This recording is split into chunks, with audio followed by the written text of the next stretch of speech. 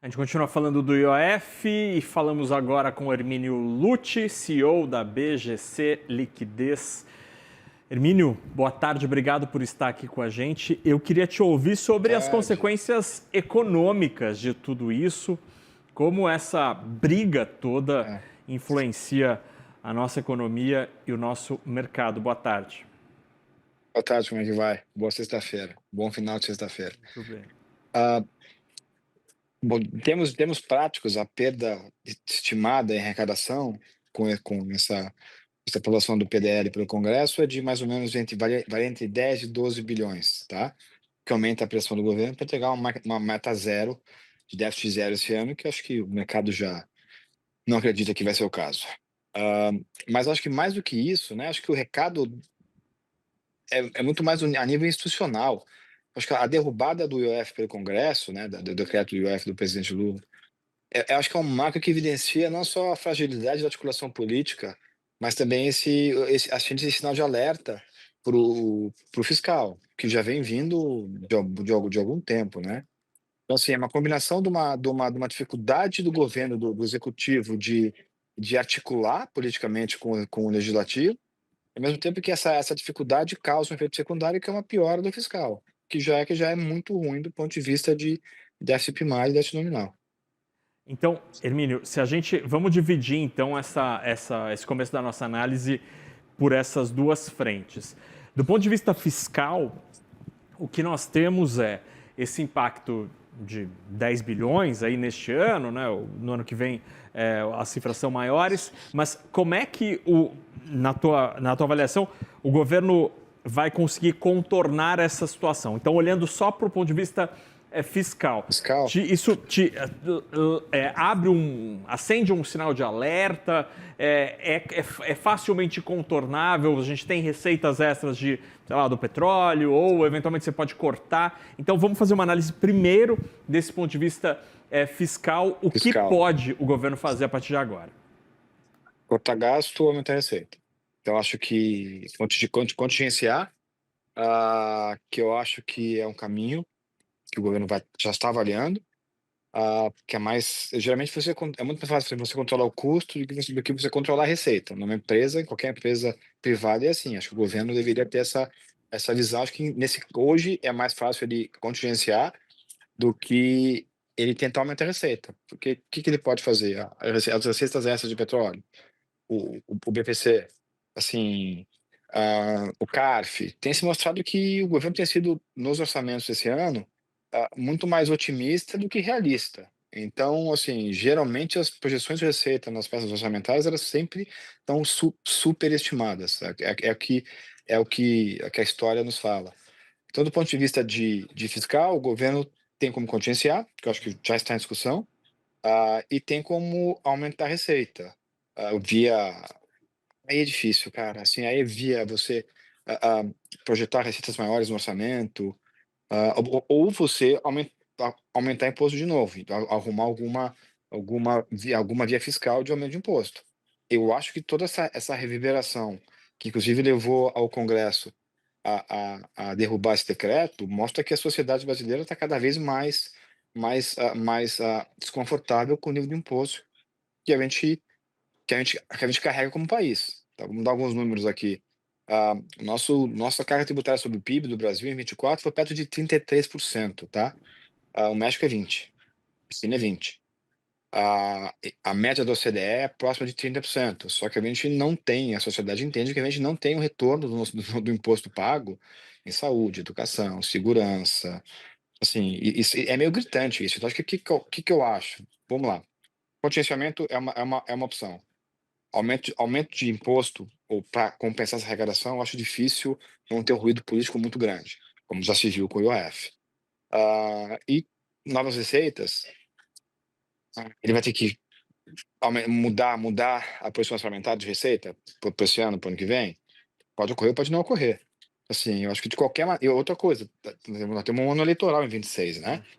E geralmente os governos que estão no poder geralmente tendem a ter um gasto maior orçamentário em anos pré-eleitorais e durante a eleição, né? O ano que vem, a eleição é em outubro. Então você tem ainda esse incentivo a maiores gastos. Respondendo sua pergunta, é isso. Uhum. E Hermínio, ainda do ponto de vista fiscal, é muito interessante porque, conversando com economistas, com executivos, com analistas, existe uma preocupação de curto prazo com as contas públicas? Existe. Mas o Sim. medo mesmo é com 2027, aquele colapso onde você vai ter espaço zero para despesas discricionárias. Questionários. Dá para Sim. dizer que hoje o risco fiscal ele não é imediato e sim ali de médio prazo, e é por isso que hoje a gente está vivendo essa treta toda em Brasília e o dólar cai e o mercado parece que não tá acompanhando, obviamente, mas reage de uma maneira muito mais tranquila, assim, amortecida do que no passado ou em outras crises. Excelente pergunta, tá?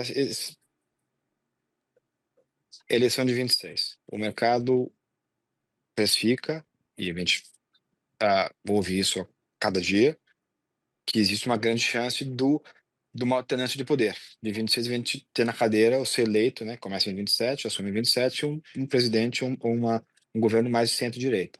Então, assim, quando você começa a olhar as diversas pesquisas de opinião pública, de popularidade do governo atual, a gente, o mercado começa a fazer conta da probabilidade de, em 26, a gente ter uma eleição onde o governo atual não ganhe e você tem uma centro-direita, uma direita assumindo o poder em 27.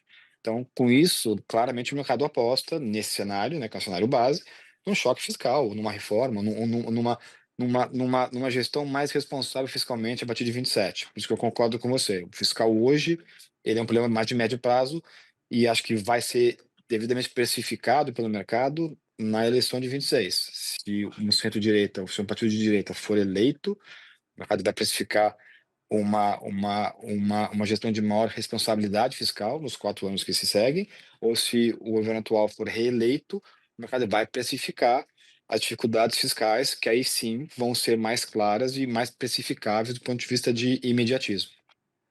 E diante disso, e aí, então, falando com esse pano de fundo, né, que a gente pode ter uma troca de projeto de governo, de projeto de país nas eleições do próximo ano. Como o mercado e o investidor estrangeiro acompanha toda essa situação que a gente está vendo do ponto de vista institucional? Isso acaba, de alguma maneira, afastando o interesse pelo Brasil, diminuindo o brilho do Brasil numa situação, num momento em que, em tese, a gente poderia estar atraindo recursos que hoje estão pelo mundo aí procurando mercados, já que parte dos investidores estão tentando sair dos Estados Unidos. Como que essa crise, ou essa situação institucional é vista aos olhos do mercado, especialmente do estrangeiro? Boa pergunta.